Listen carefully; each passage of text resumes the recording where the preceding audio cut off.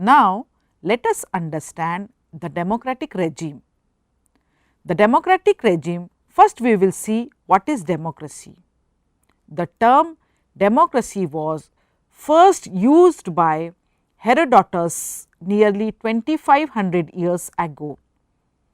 Democracy is not only a form of government, but also a way of life and is a compound of several elements, that is political ideals, economic and social forces and ethical principles.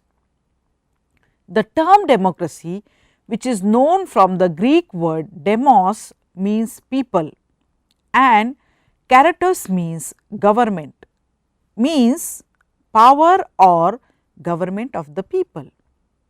In ancient Athens, it was a direct democracy, and in modern times it is indirect democracy or representative democracy. Plato defined democracy as a rule of ignorance. Aristotle defined democracy as the government by the many perverted souls. We can think of democracy as a system of government with four key elements: a political system for choosing and replacing the government through free and fair elections, the active participation of the people as citizens in politics and civic life, protection of human rights of all citizens, a rule of law in which the laws and procedures apply equally to all citizens. There are characteristics or the features of democracy which are required for the success of democracy. Democracy has belief in conversion and not in compulsion, in discussion but not in dictation. It believes in ballot box and not in battle axe. It is opposed to militarism. Democracy is based on the principle of equality. It is a partnership among equals. Enlightened and intelligent citizenship is one of the essential features of democracy. The government is elected, controlled, criticized and removed by the people. All this can be properly done only when the people are educated and enlightened. What brain is to the body, a good leader is to the democracy.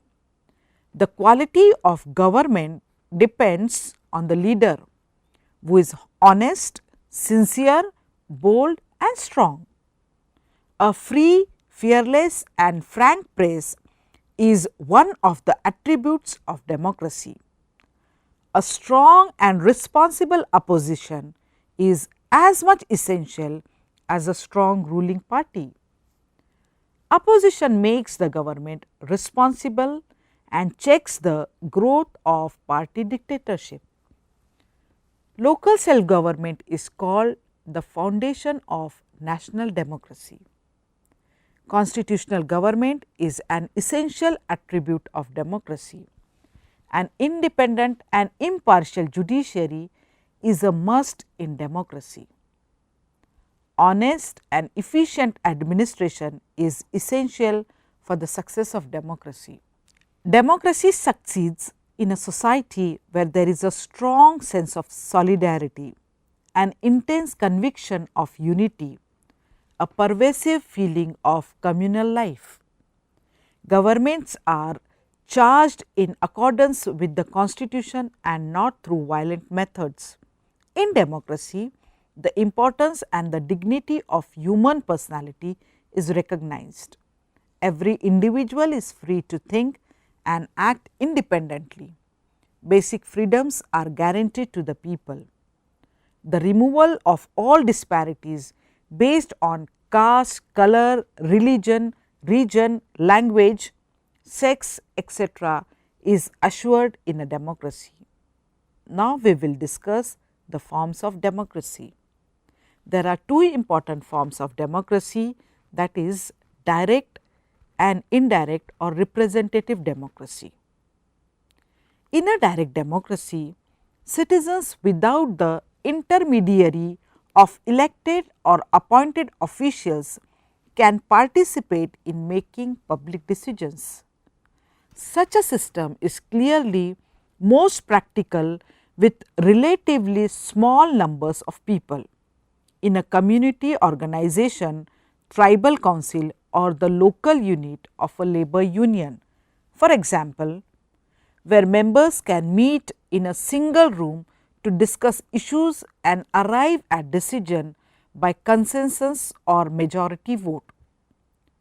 Some US states in addition place proposition and referenda, mandated changes of law or possible recall of elected officials on ballots during state elections. These practices are forms of direct democracy, expressing the will of a large population. Many practices may have elements of direct democracy. In Switzerland, many important political decisions on issues including public health, energy and employment are subject to a vote by the country's citizens, and some might argue that the internet is creating new forms of direct democracy as it empowers political groups to raise money for their causes by appealing directly to the like-minded citizen. However, today as in the past, the most common form of democracy, whether for a town of 50,000 or a nation of 50 million, is representative democracy, in which citizens elect officials to make political decisions, formulate laws and administer programs for the public good.